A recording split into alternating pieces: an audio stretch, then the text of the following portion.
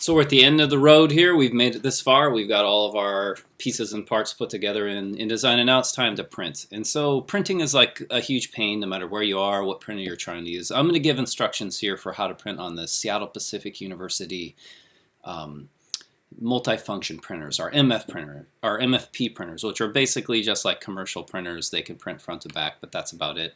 Kind of corporate office-based ones. There's lots of fancy ways you can do it, but I'm going to walk people through that state pretty much completely. So the first thing we want to do is just do package for print.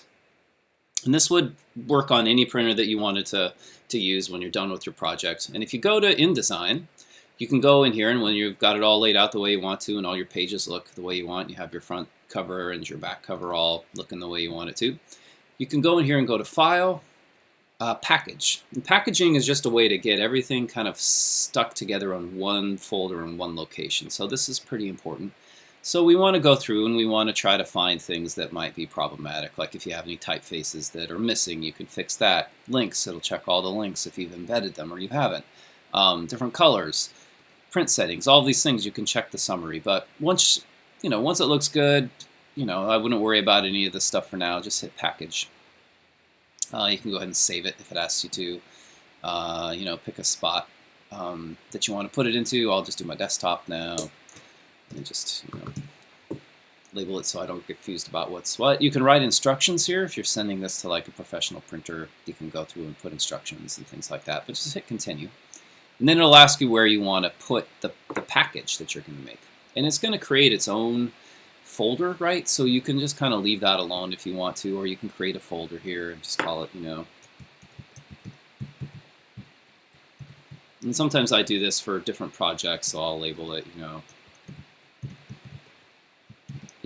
and just click a folder. And then, you have all these presets here, which I would just stick with the, high quality print one. It's just fine. You can check all this stuff if you want to, but don't worry about it for now, I would say, and just hit Package. And it's going to give you a series of questions which you can click OK about. Don't worry, this is just saying that there's text that goes outside of the area of the box here and there, so don't worry about that. There's a font missing, don't worry about that. Just click OK through all that. Okay, so once that's done, once we've packaged it, and this didn't take very long, but if you had a lot of high-res images, it would probably take a little longer. All right, here is my folder, which I just made, which shows up on your desktop or wherever you told it to go. And if I open the folder, you can see in here it's got another folder it already made for me.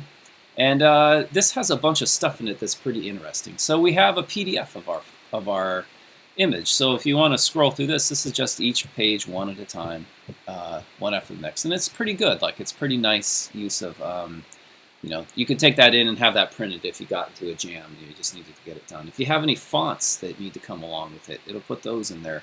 Any of your links, right? So any of those images that you link to in InDesign, I'll show up here. It also has a new InDesign file that's all cleaned up and all ready to go. So if I just open this up, this is going to give me an InDesign sort of file that is all linked back.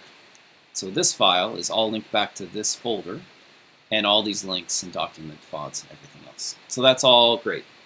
Another thing to know is this IDML file right here.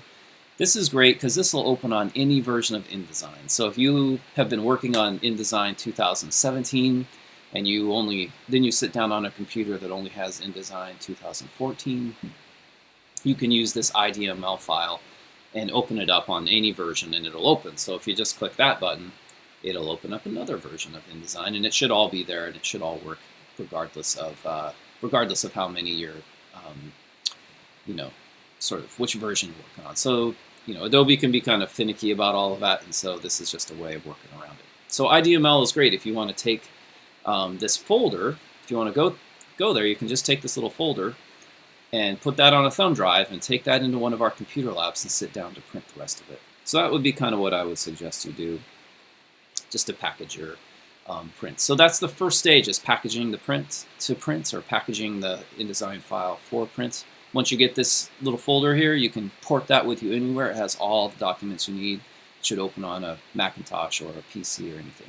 So I'll take you to another video and we'll walk through some other strategies for how to complete the printing process.